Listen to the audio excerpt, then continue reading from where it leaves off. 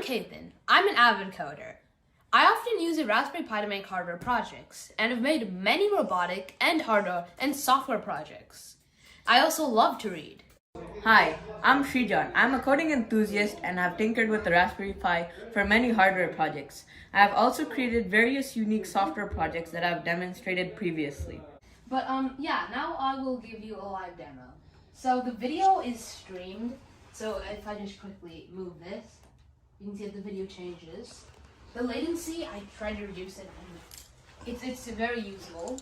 So say a pedestrian comes walking, and there's no red lights, so the car can still go, and he's like right here.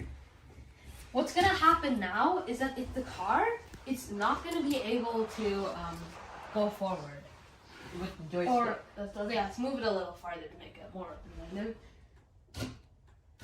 So if I move it forward, see, it using the IR sensor, it detects that an object is in front of it, and so it won't allow you to go forward, but you can go backward. The values for a while, and we didn't have too long. Yeah, so it doesn't work. So it's just some tuning of values to make sure that it's it detects the red LEDs. But yeah, see now it doesn't move. And then when we let go, it moves fine. Enabled again. So yeah, we do this using, let me just first go through all the code. Can you show the same thing not from the point of view of the robot, but from an external point of view so people can understand better? Oh yeah, okay, sure. So, don't use the camera on the robot, use some other camera where you're showing the robot and the obstacle at the same time. Yeah, I have my video. So as you can see, the red line is held down. And then this does not allow the robot to move. And then when it's released, the robot can move fine. And yeah, so Okay, that. I'll make you the spotlight. Okay, you're on spotlight. Okay. Yeah, so that's the presentation part of it. And pedestrian again. oh yeah, so yeah, and also I'll also show the pedestrian with the because with the now new angle. So that everything can be seen. Yeah, I'm not the best at driving this car. But yeah, as you can see, the pedestrian, Now the infrared sensor detects it. the infrared sensor detects it and it cannot move. So it can only move simply backward. move backwards. Yeah, as you can see, it can only move backward. So yeah, that is the pedestrian. Joystick. And then yeah, also like I was saying earlier, it streams a video, and we have a joystick, and using some fancy math, it converts this to like how the two wheels should move. So as you can see, I can move it straight, I can turn, I can move backward, I can move forward, and all of this. Yeah, so that's the project, and now we'll talk about the code. So the way we do this is we use a Flask web server, and this web server, so the robot has two motors, of course, and it uses an L298. So what this web server does is it serves the basic HTML page. Then B, it also serves the camera, the video. And it also takes the joystick, and then it starts the motors at the correct speed. And but it doesn't stop them if there's an IR sensor output or if it's red LEDs. Then if I go back to base camera, here the way the cameras work, all they're doing is they just have a generator which just keeps on giving out frames. So we're just continually just giving out frame after frame.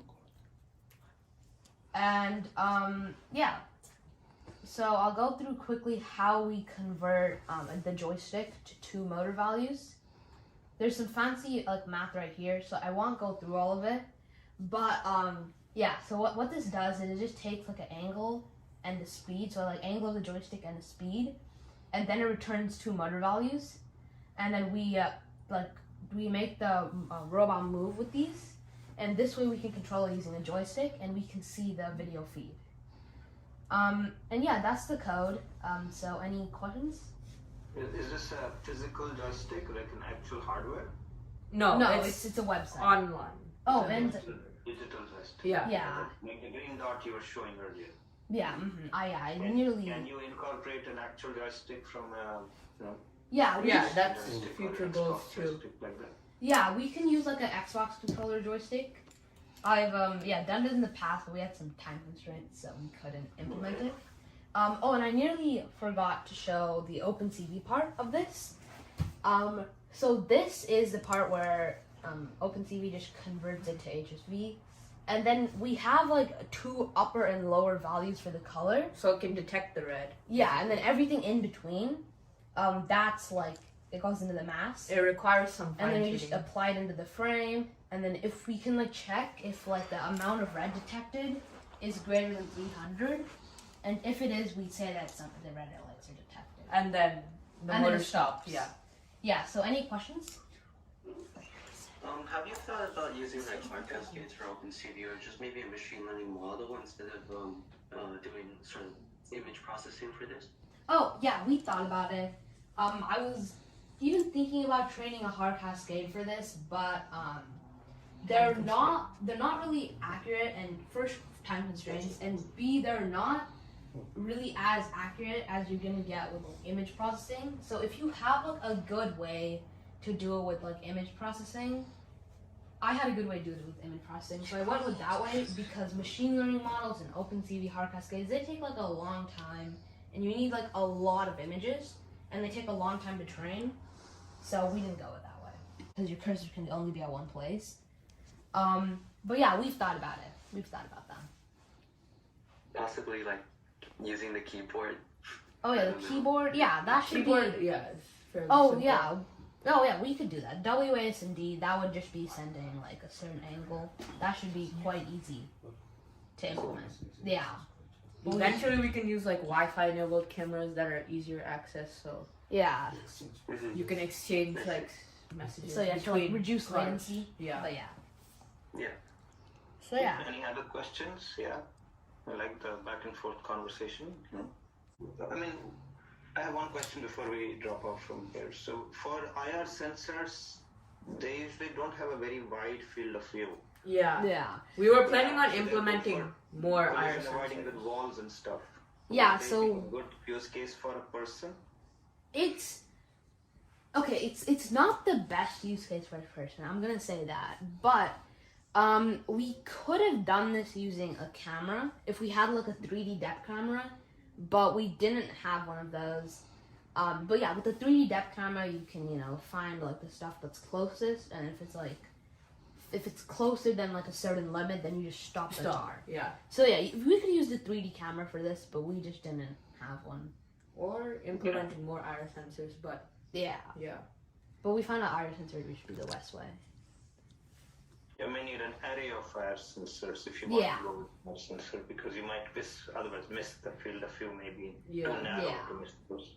Yeah, but We would adding also more need IR some sensors. at the back. Yeah, adding more IR sensors, that should just be, 3 more wires, easy. Yeah. But yeah. Anyone has any other comments, questions, feedback before we move on? Yeah, for the 3D depth cameras, like I think Xbox might have like one of those. Oh, yeah, those things, or Kinect? maybe, yeah, or Yes. maybe use like the LiDAR. Oh, a LiDAR. Yeah, a LiDAR, those are kind of expensive. Yeah, maybe like a radar.